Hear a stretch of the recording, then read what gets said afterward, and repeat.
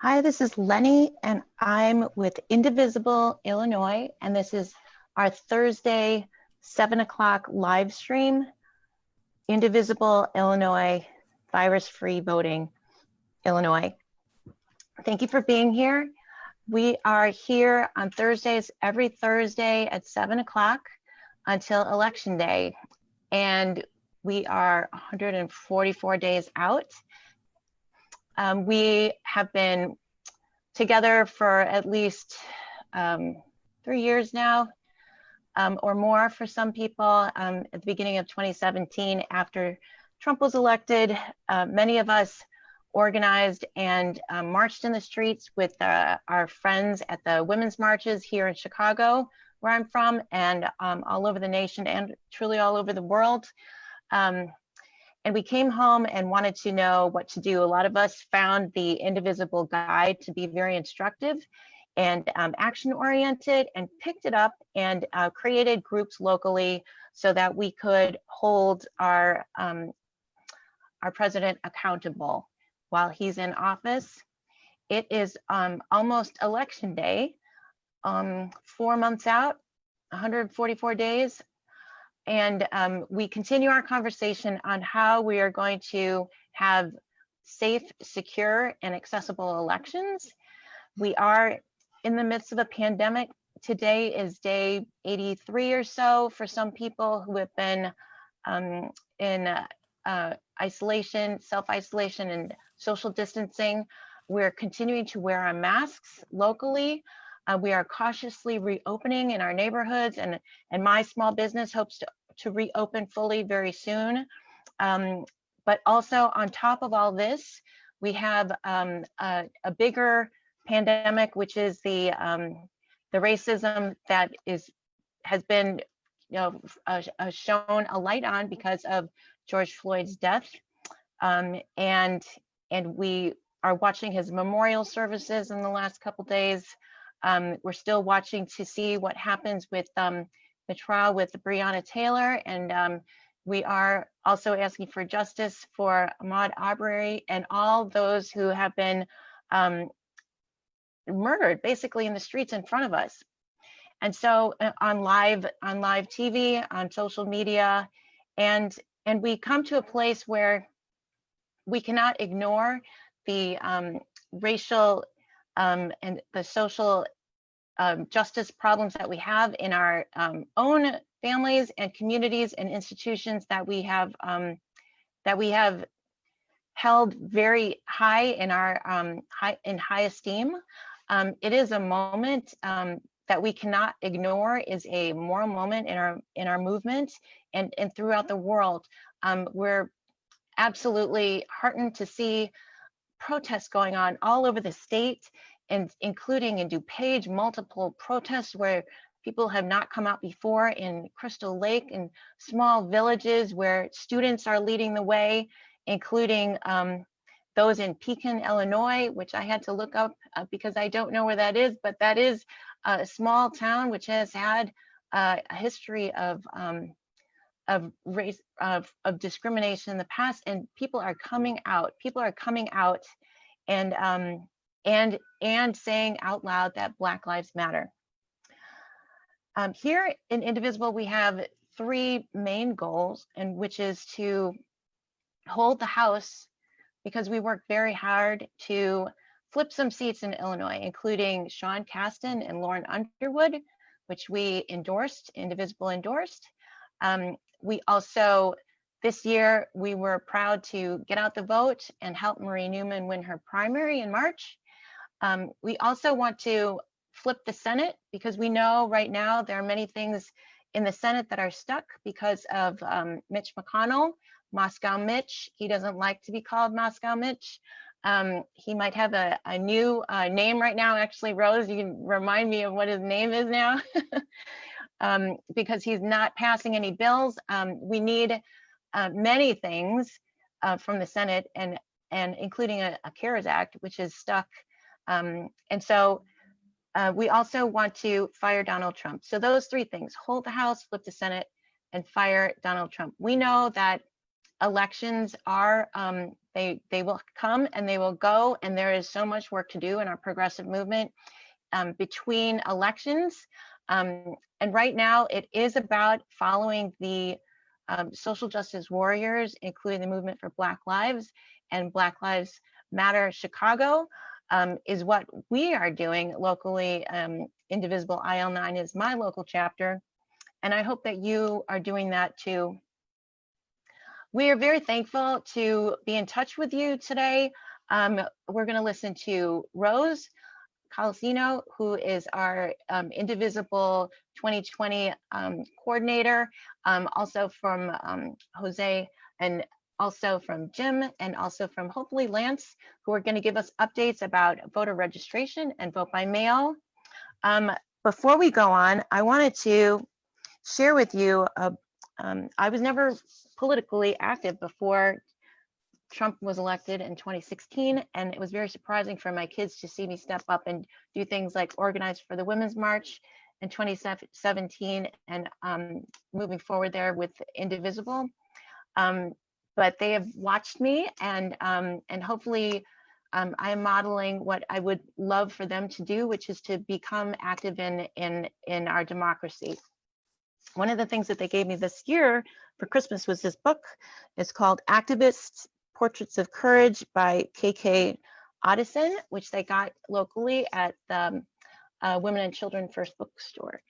And we just got off of another live stream with Move On, where we were there with many organizations, but we also heard from Black Lives Matter co-founders.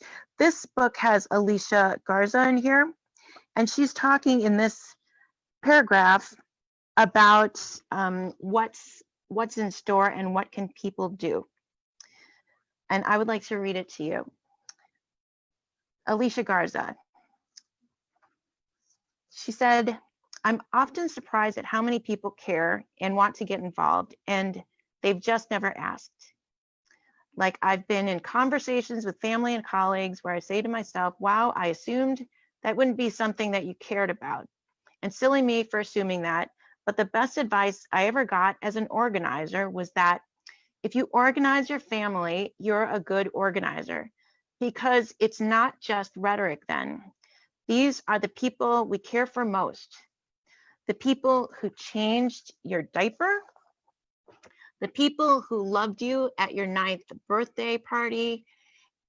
And if they know that there's something that's really important to you, it does have the potential to change, not just minds, but the way that people act politically. So when people say, well, I don't talk to my family because they're all conservatives, or I don't talk to my family because they're racist, I'm like, no, that's exactly who you need to be talking to, because the only person who's going to stop them from sending me death threats is you. I'd like to invite Rose to take the mic. Rose, we would love it for you to give us a quick intro of who you are, what you do at Indivisible, and what you're working on. Thank you, Lenny, for those remarks. And hi, everybody. I'm so thrilled to be here with all of you and turning pain into purpose. So just a little bit of background about me, because we have a lot to discuss tonight. I have been with Indivisible since 2016. Prior to that, a career in business. And really since 2015, I've had a focus of 2 areas. Number one is winning in Wisconsin.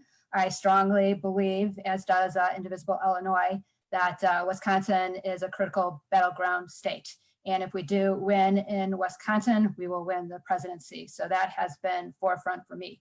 Besides that, I feel what also is critically important is election security and voters' rights. What started with me pushing hand-marked paper ballots on election day, of course, honoring early election for those that need to take advantage of it, is now turned into a vote by mail expansion push because of the pandemic.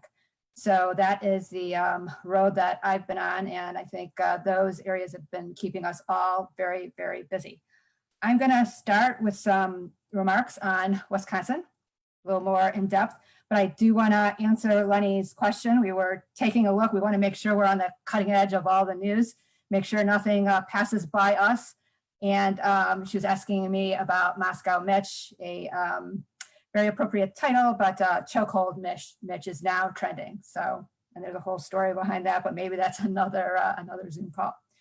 So Wisconsin, it really wasn't only me, Indivisible Illinois and others, I believe in 2018, really started to recognize that Wisconsin, as well, of course, as Michigan and Pennsylvania, Florida too, were going to be critical states. But Wisconsin has really held a special place for me. I personally think that it is the key battleground state. So we as volunteers started canvassing when we could, knock on doors and canvass, and we knocked on a heck of a lot of doors. I think Laura Tanner was on from Indivisible Evanston, and I think in August we had about 40 volunteers. A lot of them, I have to say, from Illinois. And we were really riding that high for a long time until the pandemic hit. Once the pandemic hit, I was really amazed by all of us as activists, and also kudos to Wisconsin Democrats who had to flip the script, and we started phone banking. And we didn't phone bank in isolation. We phone bank as a team, as a group. And me, who tends to like to do things alone, I am sold on Zoom, Google Meet, phone banking. It brings us all together, it's camaraderie. And essentially we brief on whatever the topic is, encouraging perhaps voters in Wisconsin to order their absentee ballots now. They can do that now. So Wisconsin, if you're listening, or if you have friends in Wisconsin, please get those ballots right now, because we saw what happened on April the 8th. So yes, phone banking has been successful. We call, mute and call, and then come back and talk about all of our successes, some of our battle scars, and move on. And we've reached a lot of people, and I hope to continue to do so. I don't know if we will be able to canvass as well as text bank. Of course, we don't know what the virus is going to be up to in fall. What I've heard from the health professionals is that there could be a lull in the summer, and that could come get back with gangbusters in the fall. And obviously our election authority friends know that we have to be prepared for that now. I also want to talk to you, besides canvassing and phone banking and texting, sorry for the noise, I want to encourage you to join the Wisconsin Voter Hotline. I had the privilege of meeting the director of the Wisconsin Voter Hotline early on. His name is David Kronig, and he has an amazing team. Don't know if they're listening, but hi to JP and Ellen, just phenomenal people. And in most cases, these types of hotline, as the esteemed one, the Lawyers Committee runs in Illinois, Ami Gandhi, another hero. What happens is that most of these people are usually attorneys. I am not an attorney. I have, undergrad in political science. I have a grad degree, M.B.A. But yeah, so I was a little shy about doing that, but they really provided such incredible training that I was on the line with not just me, many other volunteers, many other indivisibles. And it was really an honor to be on the line with the voters of Wisconsin and the debacle of the election that they went through there. And I have to say, it was not the fault of the election authorities. They really did a amazing job. I was reading they had only about 26 days to prepare. But still, we are now talking about that so we can prepare for our elections in November. So without further ado, I would encourage you. I will try to include more links in the feed, but right now I believe that one of our great folks that are supporting us is going to put my email out there. It's rcolacino@indivisible.il.com. And I would be happy to hook you up with Haba Muhammad, who is the out-of-state coordinator for Wisconsin Democrats. I would also be thrilled to set you up for the Wisconsin Voter Protection Hotline. And I have to tell you, there is an election coming up in August, and I have had people tell me, okay, there's other things I need to do. I don't know if I really want to spend my time working on a election in Wisconsin for August. November, yeah, but maybe not August. So this is why. As David explained to me, both April and August are dress rehearsals. I know I was really busy for the hotline for April. I did the early support, and I also did day of. That was another long conversation, but we really need to be prepared. As I've been told, we will be on the line quite busy in November. So this dress rehearsal really makes a lot of sense. So if you're interested, and I hope you are, please let me know. We were told that at least some people thought that we were instrumental in the election for Judge Jill Karofsky, who I'm still shocked. Judge Jill Karofsky won in April. So if that's something that you're interested in, please contact me. So I am now going to switch gears again. I have the pleasure of introducing really a new friend, but I feel that we've gotten to know each other, as I have with James Allen, who just popped onto the screen. But I've had some really great conversations with José Torrez. The first time I saw him was at a Happy Blue Year event, and I was blown away. I'm really not trying to get on your good side, José. You know, I've told you this already. I thought your remarks were really impactful, really moving, and I wanted to get to know who this gentleman is. And so I've been having the opportunity to do so. So let me tell you a little bit more about José, if I could.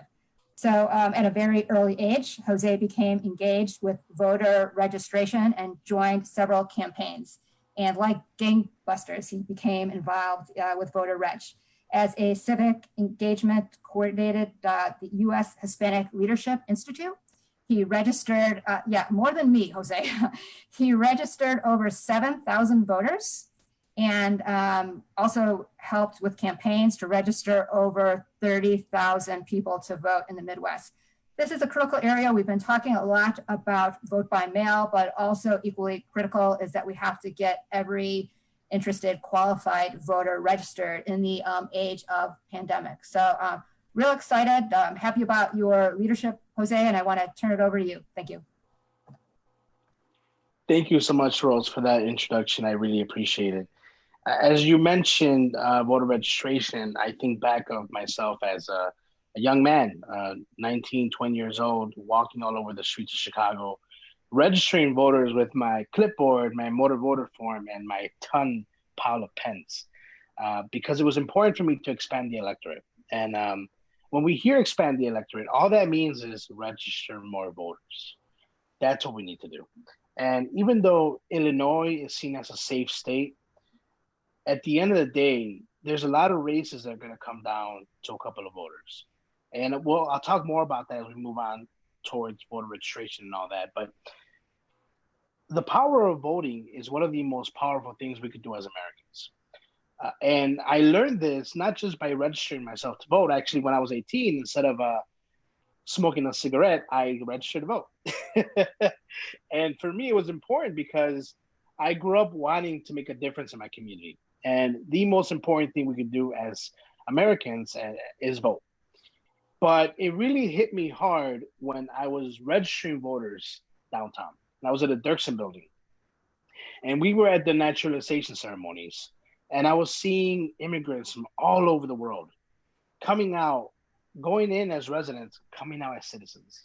And the first thing they did was reach out for a voter registration card, sign up, and give it back to me to turn it back into the Board of Elections.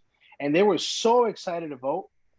They didn't even know who they were voting for. They were excited to vote because in their country, voting is not as free as it is in the United States. And no system is perfect. By all means, our system is imperfect. If it was, we wouldn't be with Donald Trump. But the reality is that voting is important and it matters. And when you have people coming from different parts of the world who tell me as a registering to vote, it's amazing that I could finally express my opinion. It really humbles you and makes you understand the power of voting.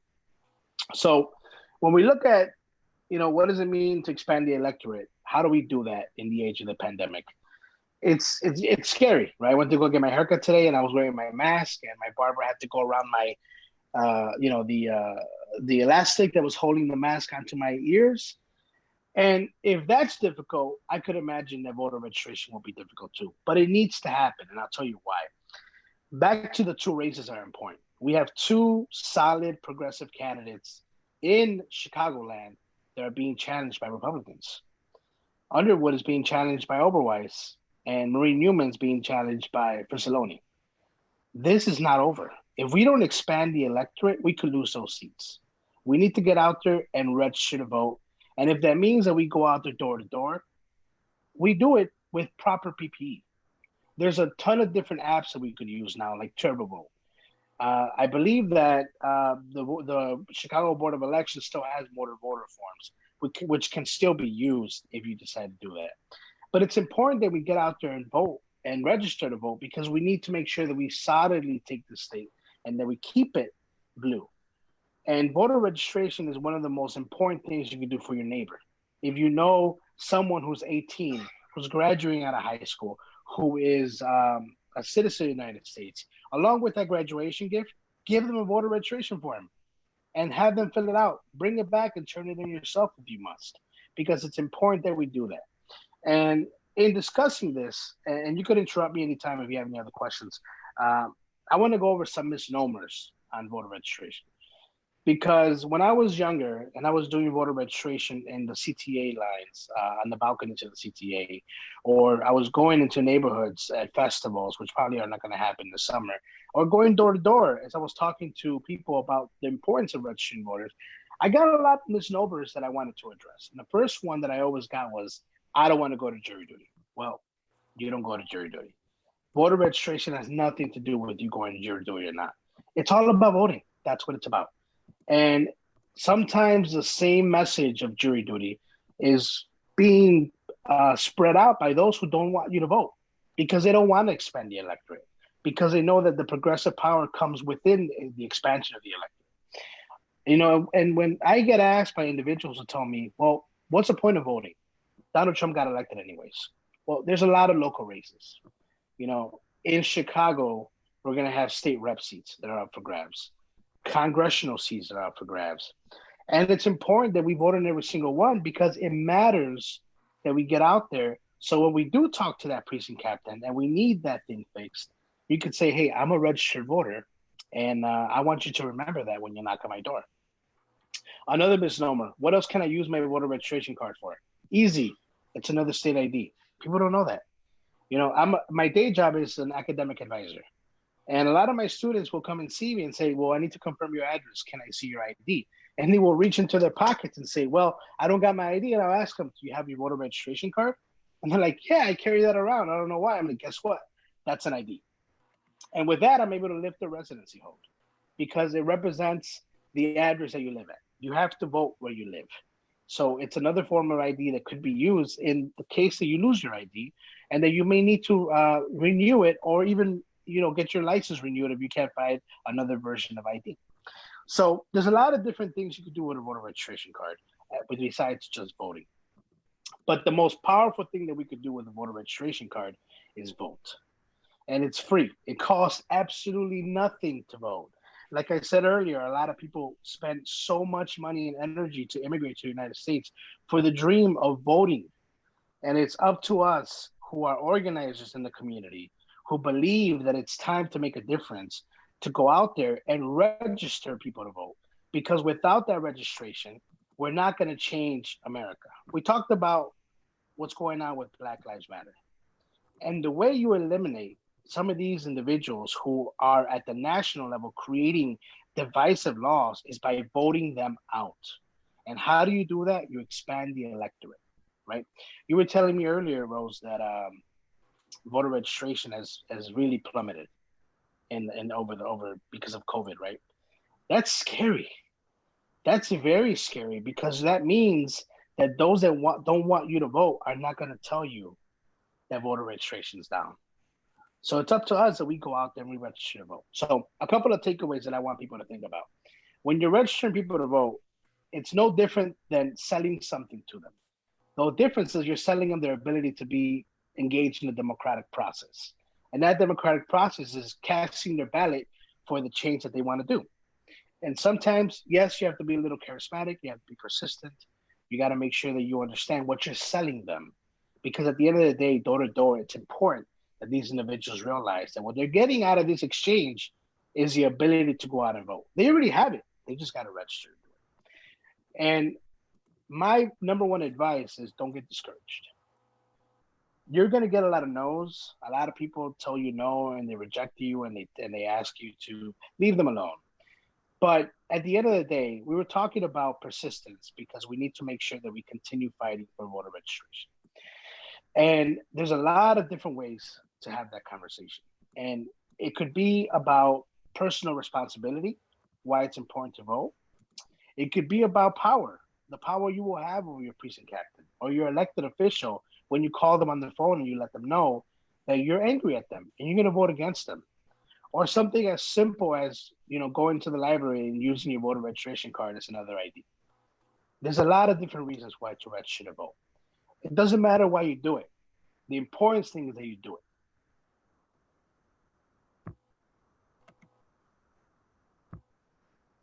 So expanding on that, I want to make sure that we all take away some of those strategies. And it's the number one thing you can do is just practice. Go out there, go door to door, meet someone, and register them to vote. Be careful, obviously. PPE is important that we wear our masks and our gloves. But there's, apps out there that you could do. We all have phones nowadays, smartphones. And if you could go on Facebook, you can go on TurboVote and register to vote. You can guide them through the process. It's one of the easiest things I've done. I just used the app, the website app a couple of days ago, and it was so easy to navigate it. It's seamlessly one of the easiest things I've ever used. And so there's multiple ways to get this done. Yes. I do have a question, Jose. There are a lot of protests still happening around Chicago land. I don't know if that's an appropriate place or people are feeling. There is going to be actually an event tomorrow, I know, in the south suburbs in Palos, where there is going to be voter registration. That's the first that I've seen. So I'm really, I feel very uplifted about that. But what suggestion do you have for people who are thinking about bringing their clipboards to a protest? Because actually right now, I think that one thing that we might have heard from previous live streams is that it is sometimes not enough to say, go vote to people who are, I didn't want to swear right now, but so mad. The anger is there. It's got to be a conversation, and maybe it has to be said a couple times, but truly some people are not going to be ready to hear go vote. It's not enough for them, right? There needs to be more than that. But I just wanted you to touch on that real quick before we turn it over to Jim. I think those are tremendous opportunities, and they're a little taboo because of COVID, and they're scary because of COVID. But if you could have a megaphone and you're announcing people to go left, right, up and down in the march, you could keep reminding them maybe every mile, take out your phone and register to vote right now.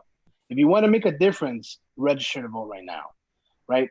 If you have the megaphone, there should be no reason why you could couple this energy with the ability to make change by doing voter registration. So yes, I would encourage anybody organizing a march who has a megaphone to remind people to go on TurboVote or any other website and register the vote right there. Why? For two reasons. Number one, you have their attention already. They're out there already getting in the middle of this fight and fighting with all their heart and soul. And the number two reason why is because it's in the moment. They really see the power they have and they want to make a difference. And by being able to capitalize those two things into one and reminding them that this is a moment that changes our lives. From this point on, you will remember why you registered to vote and the fact that you were so angry at this situation that you changed your life by doing voter registration. You said something very powerful, Lenny, which is that you became an activist. I personally think you've always been one, but you became a real activist after Donald Trump, right? And I believe, as a student of political science, that it only takes one issue to turn you to an activist. Whether it's Black Lives Matter, or it's Donald Trump, or it's our children in cages, it's one issue that turns you in. And if I could share a quick story about why it's so important. My grandmother was a resident all her life. She never wanted to become a citizen.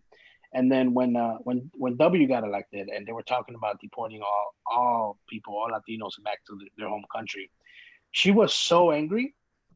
She took the citizenship test in Spanish, registered to vote, and cashed her vote against W.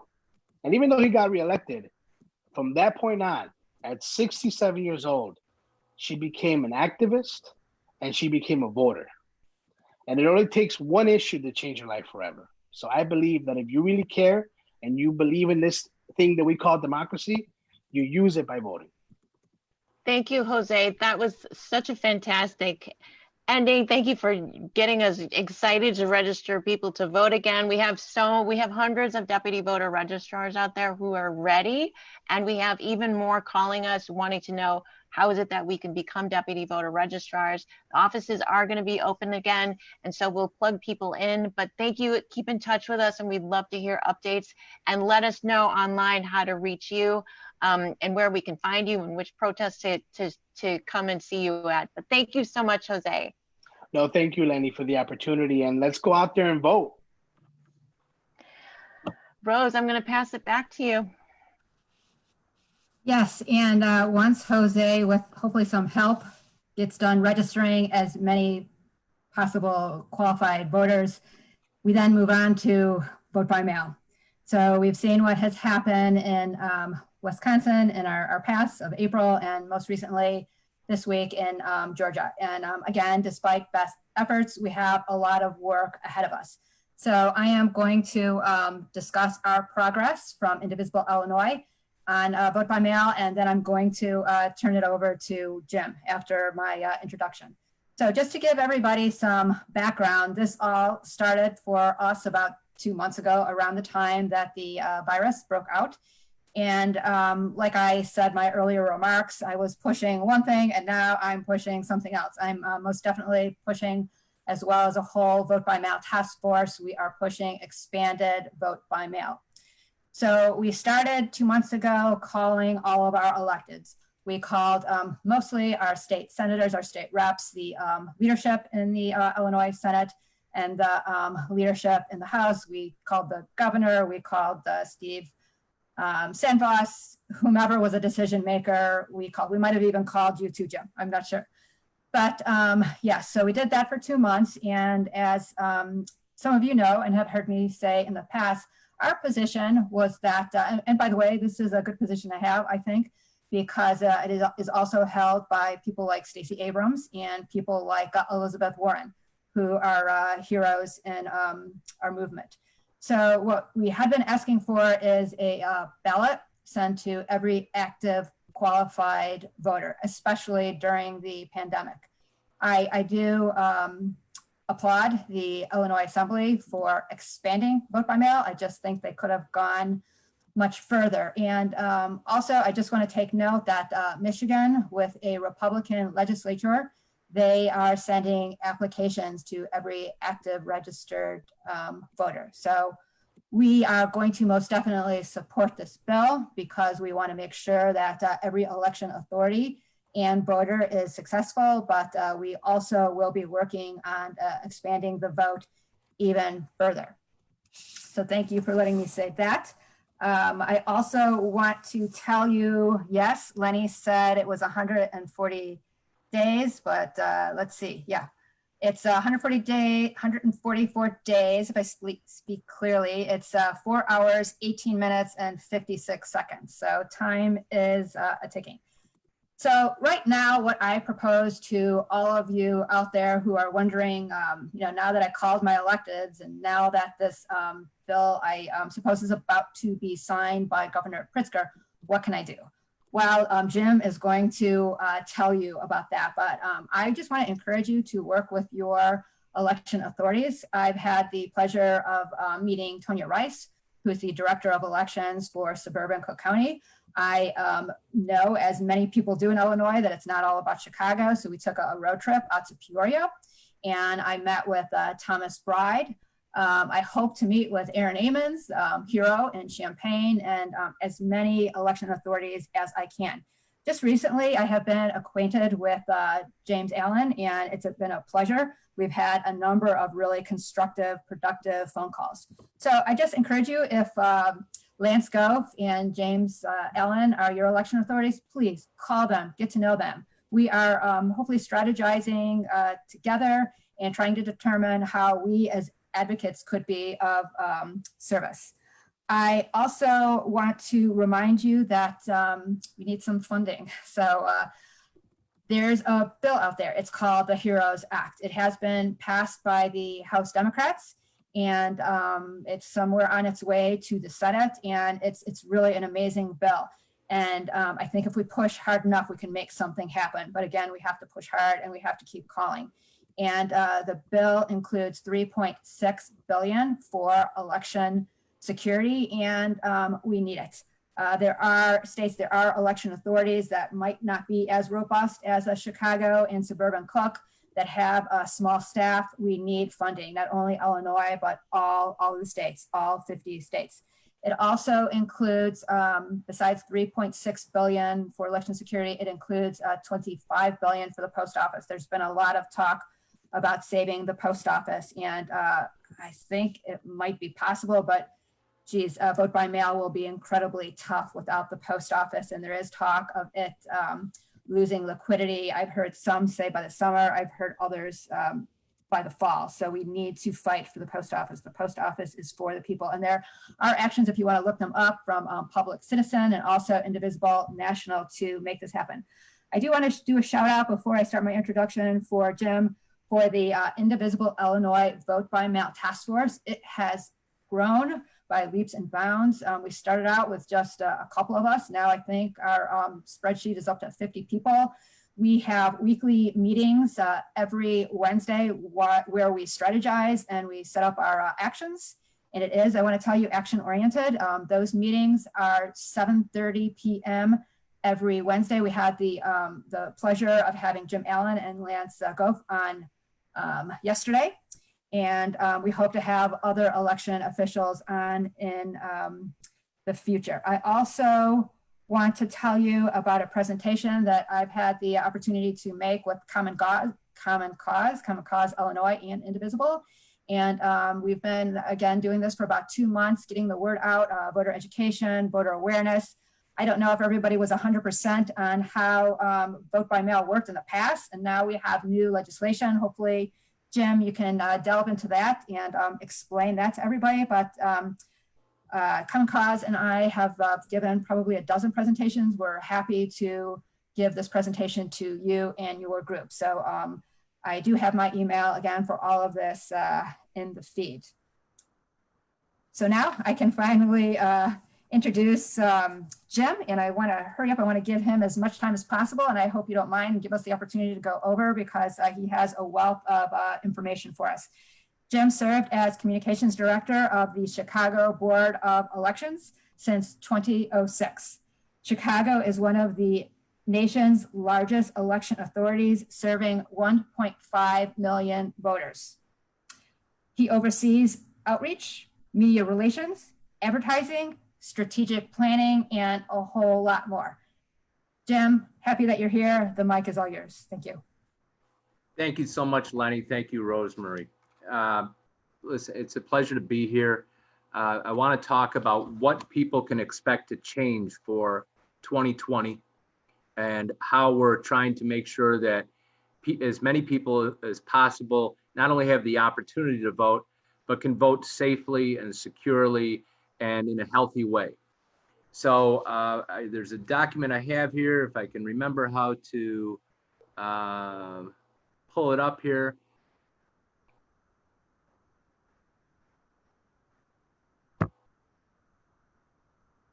Oh, the host is disabled, it says. So I don't know if you can adjust that, Lenny, to allow me to share the screen. Maybe keep talking and we'll try to share the screen in another way, and maybe send it to Rose if you can. Okay. Yeah. So the key items that are going to change, there's a bill right now that the Senate and the House have already approved in Springfield. And the House just earlier this week formally transferred it over to the governor's office to consider signing. So we're hopeful that that legislation is signed very soon. And what this is going to do is tackle several key things and make improvements on various fronts. The first is that it's going to open up the option to apply to vote by mail as soon as it's signed. So if it's signed in a week or in the next 5 days or so, immediately upon signing, we're going to be able to open up the process to have people apply online to vote by mail. And other election jurisdictions are as well across the state. And we're going to be promoting that as soon as we can, as soon as the legislation takes effect, on social media, on mainstream media, as well as with different partners, whether it's Chicago Votes, League of Women Voters, civic group, other civic groups, Indivisible, political organizations, elected officials, business and labor groups, wherever. We want to make sure as many people have the chance to apply online to vote by mail as possible. And the second thing that this legislation does is it requires us to send out to those who don't apply online toward the end of July, an application, but only to about 2/3 of the voters. So we have 1.5 million voters, like Rosemary said, and approximately 1 million fall into the category where they get an application by mail with their canvas card, their little voter card. And that's going to have a self-addressed postage paid envelope so that people can just simply sign it, date it, and put it in the envelope back in the mail to us. But the more we can get them to apply online, the better off we all are, because there are several different safeguards there. It's going to be faster. There's not going to be the manual processing of that paper form or anything like that. The other third of the voters will receive information on how to apply online or how to ask for a mail-in application, because under the law, we're strictly told that we can mail applications to these people who voted since 2018, and other voters, we're going to be sending a mailing card with the just general information about how they can apply online and or ask for a mail-in application. The third group will receive the voter card, and these are the people that we get to, that we encourage successfully to apply online to vote by mail. So by the end of July, we hope that we have 200,000 already queued up in the online system. We have 400,000 emails for our 1.5 million voters. A lot of our voters have been on the rolls for 8, 10, 15 years. They didn't have email addresses, or they didn't include them when they registered. And we have 400,000 emails, so that's going to jumpstart it. And we think there's going to be strong participation, strong interest in voting at home. And next, what this law will do is it will expand early voting. So early voting in all the 50 ward sites historically has begun at 15 days before Election Day. It's going to expand that calendar for us, and we're going to expand the hours. So right out of the gate, we're going to start 20 days before Election Day. And instead of 9 to 5 on weekdays, we're going to be going from 8:30 a.m. till 7 p.m., which is going to help a lot of voters who might be working long shifts, or who might have something else in their schedule where it's more convenient for them to vote in the early evening or very early, that half hour before 9 a.m. So that will help us. The other thing that's going to help us with early voting sites is now we're going to be empowered to offer drop boxes, secured drop boxes at every early voting site. And what are drop boxes? Well, if you're voting by mail and you're worried about it, especially as you get closer to Election Day, you're worried about it getting lost or delayed in the mail on its way back to the election board, you can go to any one of our early voting sites, and during the hours it'll be open, we'll have a secured drop box. They'll timestamp it, so there'll be evidence right on that envelope when it was submitted. We're going to scan it in that night and send you an email confirmation that we've got your envelope. And then later on, we'll send you another email to indicate that your ballot's been counted, or if there's an issue with that ballot envelope, we don't open it, and we alert you to any kind of issue. So let's say the signature didn't match, and let's say a husband used the spouse's envelope and vice versa. The signature is obviously not going to match in that instance, but there's a way we can remedy that situation and address that. So we're going to have 50 drop boxes, so people don't necessarily have to rely on the mail, and they don't have to worry about it getting delayed. They'll be able to walk up because there's not going to be a line for the drop box. There'll be a line for early voting perhaps, but if you're voting by mail and you just want to use the drop box, you'll be able to walk right up, slide it in, you're done. So we're excited about that.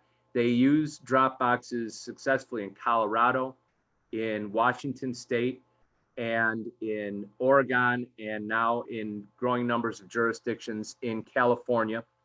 And it's a real advantage. They'll be secured at night, they'll be locked up. And so just like the voting equipment at each early voting site. So we, between the timestamps and the locking them up at night, they're going to be safe. So lastly, one of the things that Georgia ran into was a shortage of poll workers and polling places. And that's why you had polling places where 12,000 people had to funnel through, or as many as 12,000 voters were reporting to one site. And that also happened in Milwaukee.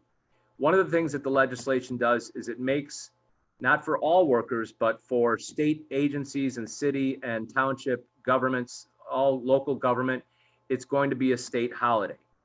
So that means the children will be off the day of school.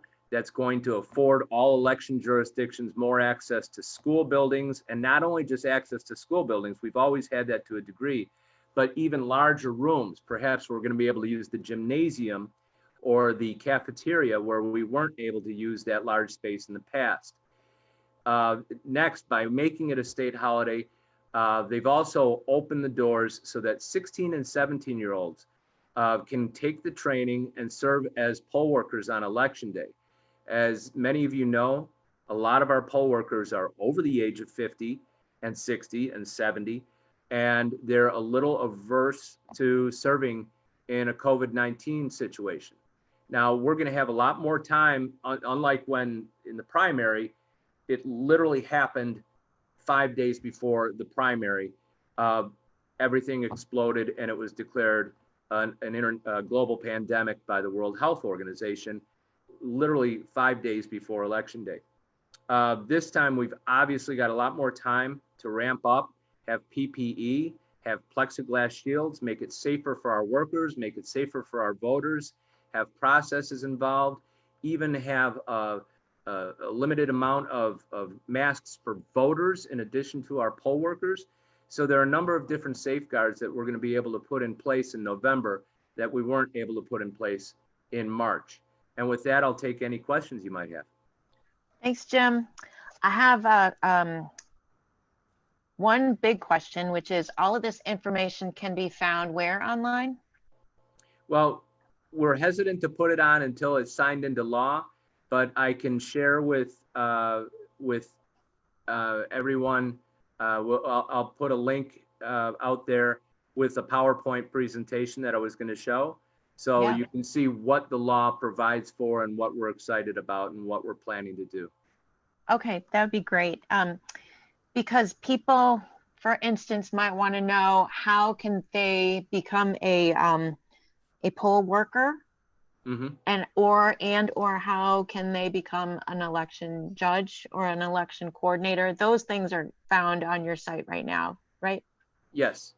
Additionally, the big ask that we're going to have of everybody who's here today and all the different organizations is once this legislation is signed, in addition to our blast emails and our campaigns and digital media and social media and traditional media, we're going to be asking everybody to spread the word on Twitter, Facebook, Instagram, TikTok, whatever medium they have, even if it's emails, to spread the word that the online system has gone live. So we'll be tweeting that out. If you don't follow us now, if you want to follow us on Twitter, we're at Chicago Election.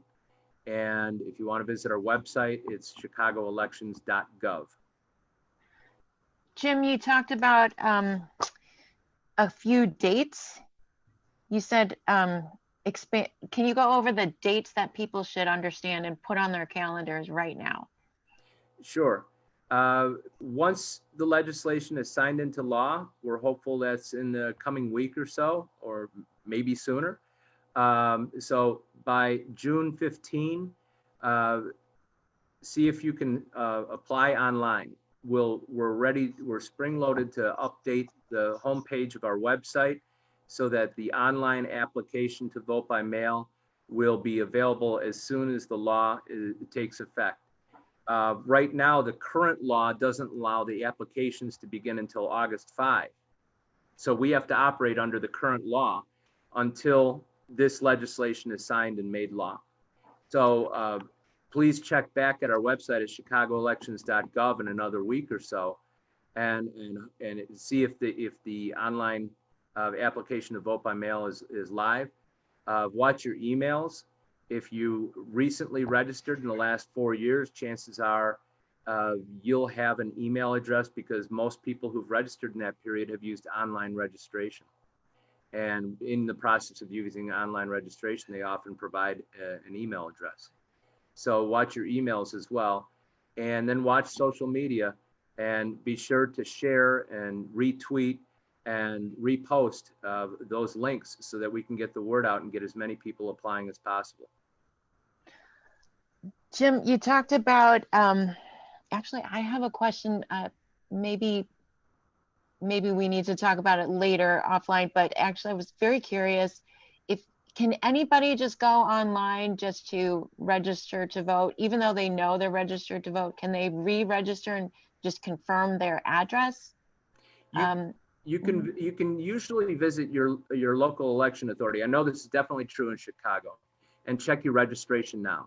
So if you want to go to chicagooelections.gov/info, or if you just go to our homepage and click on your voter information, you can type in your address and your last name and you can check your registration status.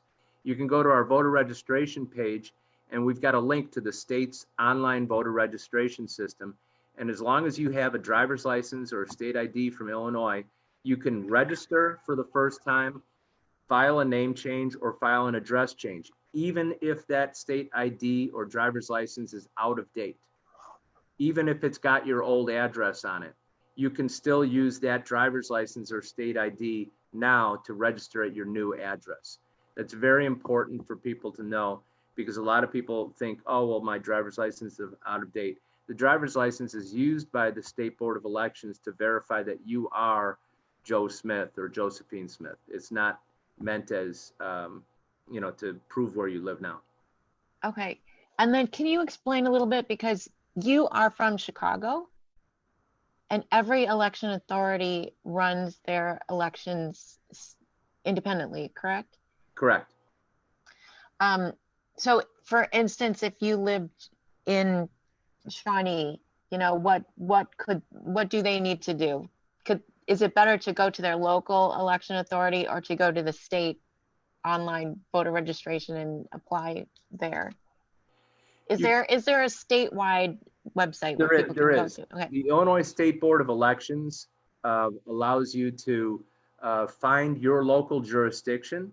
So you can find, based on the county or the city board of elections that you live in, or you can use their online registration system, or they have a system also just to check if you're registered. So you can go to, let me get the website for you.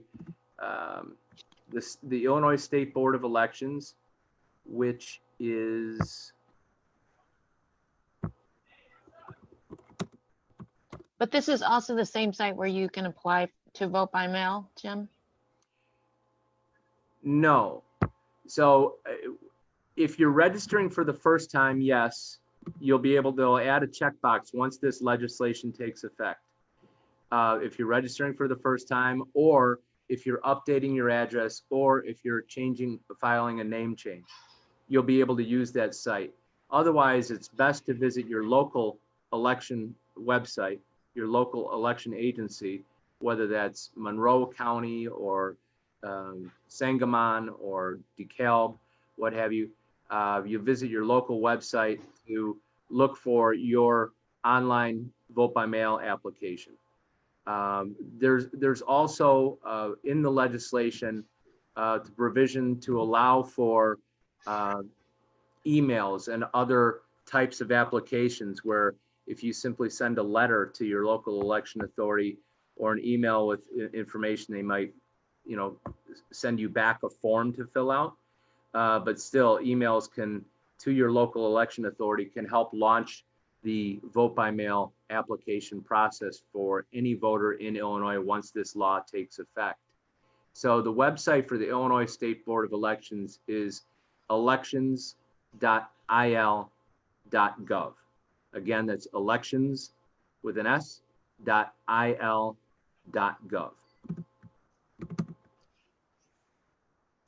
You talked about the expansion of the hours, and it's 20 days before election day, but you also talked about the hours. Can you just say those hours one more time?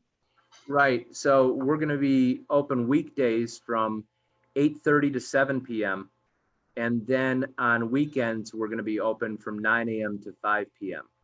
So that's a good expansion, especially on the weekdays. In the past, the Sundays, we only needed to be open 6 hours. This is going to require that all of them are open 9 to 5. So regardless of which jurisdiction you're in, whether they open 15 days before or 20 days before, like Chicago is, the weekday hours are going to be 8:30 a.m. to 7 p.m. right out of the gates. Rose always talks about the Wisconsin and how great it is that you can track your ballots there. Rose, do you foresee something like that happening in Illinois, sometime? We introduced that system. We worked with the Postal Service and our mailing house vendor so that we produce, and a company called Snailworks. We produce for every voter who we get an email address for, especially if they apply online. We get them a personal URL. So they're going to be able to, once they get an email saying we're mailing you your ballot at the end of September, they're going to be able to click on that URL and track the ballot to their home. And then once they mail it, they're going to be able to track it back to the election board. We use that, and the Cook County Clerk's Office uses that for suburban Cook County. To what degree that's going to take off statewide, it depends on the technology capacity of each jurisdiction. We found our voters really appreciated that. It provides a much more transactional value to the vote by mail experience. You get more of a feel that the ballot has arrived, and people used to vote by mail on faith and hope that it arrived. They never received any kind of confirmation. Now you get an email when we're mailing you the ballot, when we received your ballot, and when we've counted it. So it's much more thorough now, and we have the tracking system so that you can literally follow it, whether it goes through a receiving station in Bedford Park or whatever. And it's fun because for our overseas voters, it'll even say what the name of the boat it took, or the plane, the air carrier that it took to reach that destination. So it's very thorough. Jim, you're talking about, you're from Chicago, so you're talking about Chicago standards, but is this throughout the state? Can we expect this for any jurisdiction that you're in Illinois? I can't promise that they're going to have ballot tracking systems, but I think that every election authority is going to do its best to have some kind of verification system or status on their website. It's going to depend on the technological capacity of the jurisdiction. And to be honest, with budgets impacted severely like they have been with COVID-19, it's a tough road to hoe for a lot of jurisdictions. We've already built this system, so it's going to be just continuing our normal operation that we started back in November. But it's going to be challenging for smaller shops who maybe only have one or two tech persons to be able to bring something like that online? We talked about, we talked about what happened in March, and there was a lot of confusion. You know, we only had a couple days to figure out what's happening. A lot of polling places closed or they were relocated, and we expect to be much more organized in November. But can you speak to, for instance, some people said, well, if everybody voted by mail, then we're going to have to close polling places, and where will we be left with that?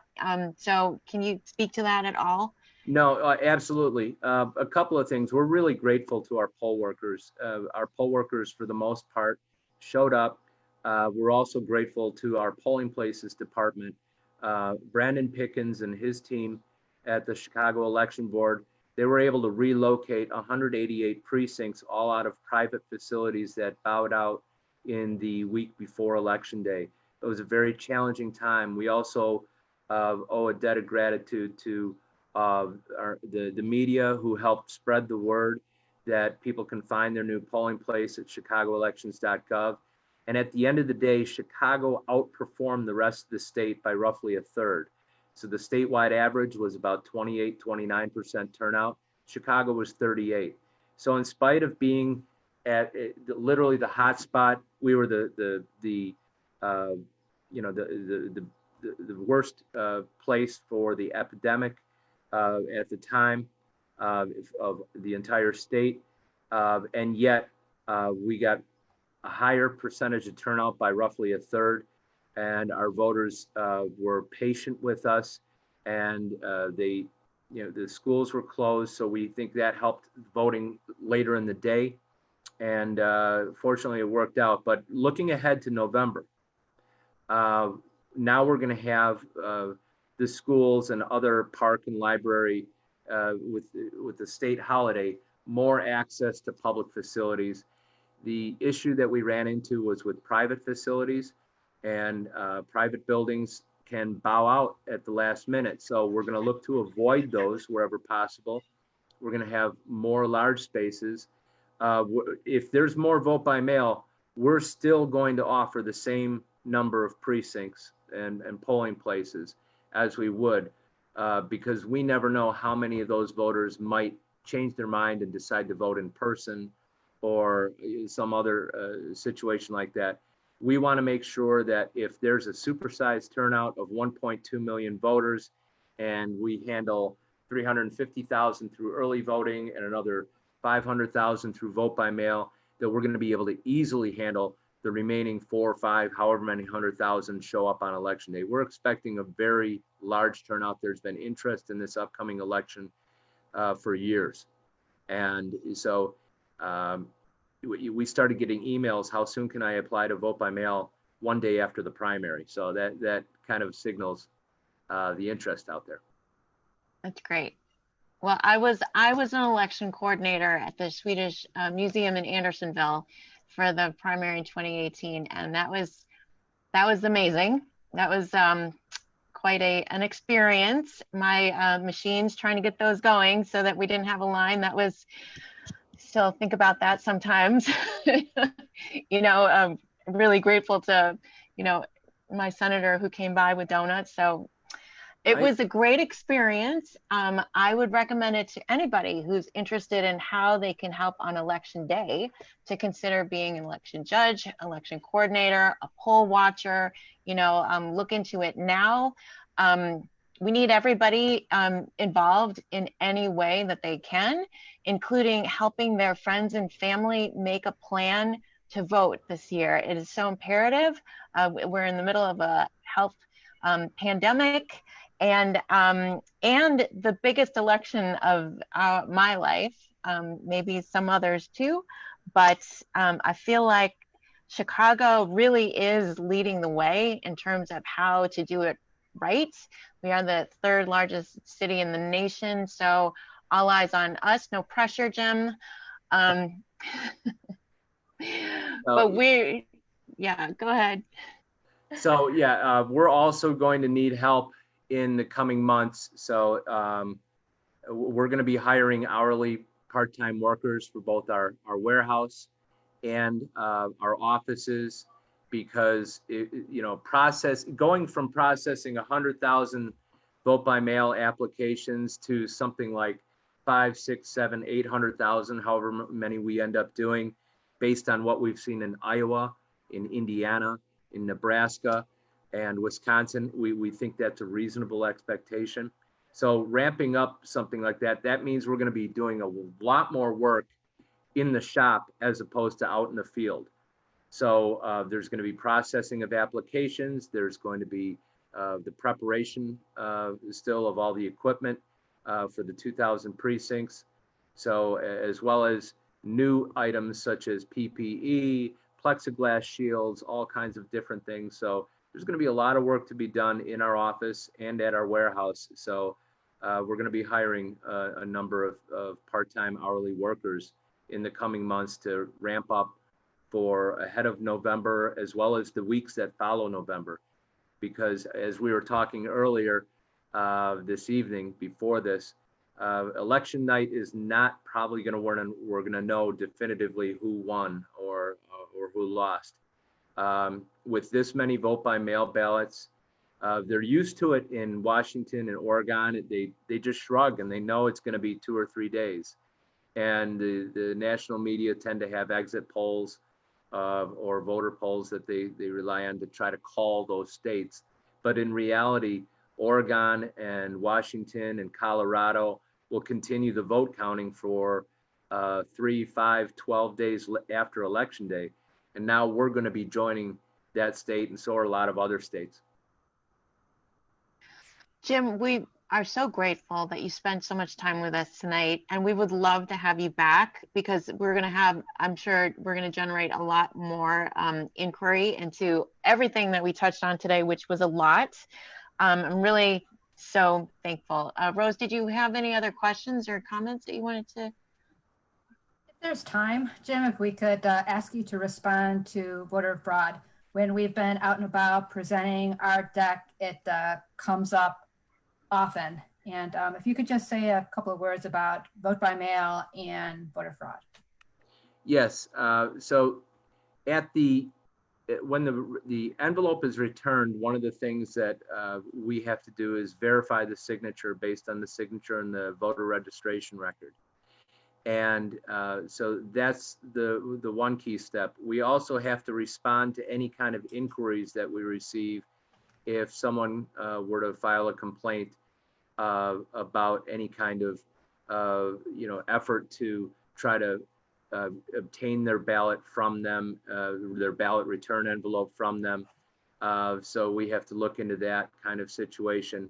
But overall, on the whole, fraud is extremely rare.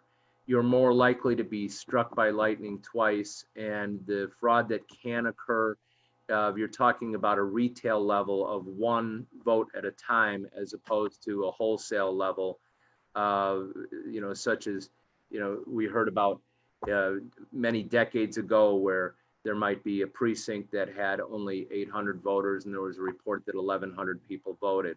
We have so many more checks and balances in place so that if anybody were to attempt, for example, to use early voting and then their vote by mail ballot arrived the next day, we have real-time connections with our early voting records.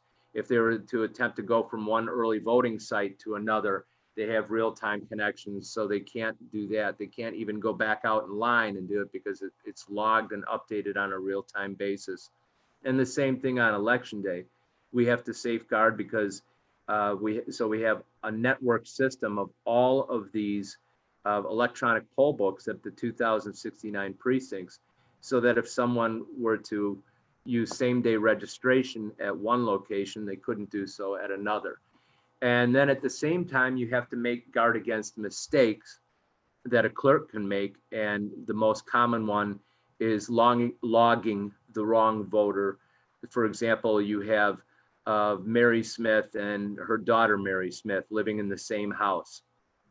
And the daughter comes to vote and is logged on the mother's record.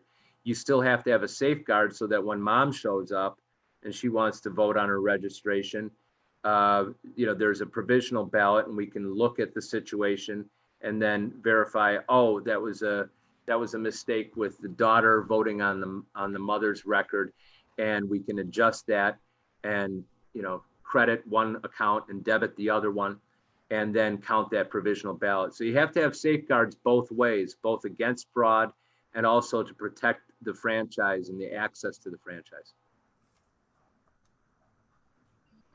Thank you, Thank you. Jim. Thank you, Rose. Thank you, Jim. Thank you, everybody, for tuning in. We believe that an engaged and informed electorate will save our democracy. So we are going to just move forward along those lines through the lens of social justice and anti-racism in this moment. Thank you for having conversations with your friends and family about your values. Thank you for moving forward and asking questions and being curious about how you can get involved. Rose will be able to be available at 24/7 because she doesn't sleep.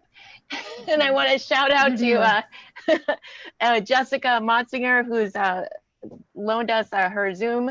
And I was logged in as Jessica Motzinger earlier. So this is Lenny Manaa-Hoppenworth, Indivisible, Illinois. Thank you, Jim Allen, for joining us, Chicago Board of Elections. And we'll see you next time, next Thursday. Sounds great. Thank you so much for having us. Thanks, Lenny. Thanks, Jim. Thank you. Bye.